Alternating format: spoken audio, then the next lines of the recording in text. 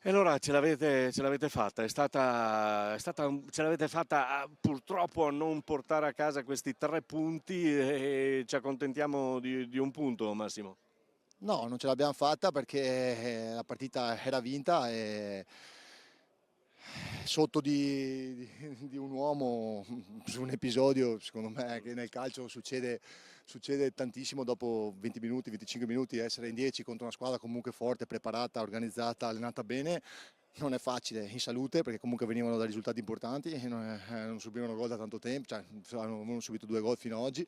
Siamo andati in vantaggio sotto di un uomo, abbiamo tenuto bene, i miei ragazzi sono stati straordinari perché hanno messo veramente Il cuore oggi, sì, sì, vero. il cuore. Io oggi veramente se potessi regalargli qualcosa di importante a ognuno di loro, ma anche quelli che sono entrati a panchina sono stati veramente No, è encomiabili. stata una bella partita. Intanto anche Parteli ti fa i complimenti e fa i complimenti alla squadra, perché loro hanno detto sì, devo fare la colpa ai miei ragazzi che sono entrati nel secondo tempo convinti che in 10 contro 11 forse se l'avrebbero fatta tranquillamente rimontare, ma purtroppo non è stato così perché voi avete opposto tutto quello che potevate opporre.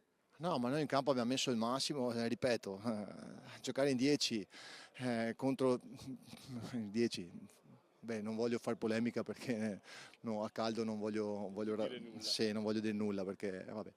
E contro tutte le decisioni del caso che ci sono state nella partita, ma chi l'ha vista penso che si sia accorto.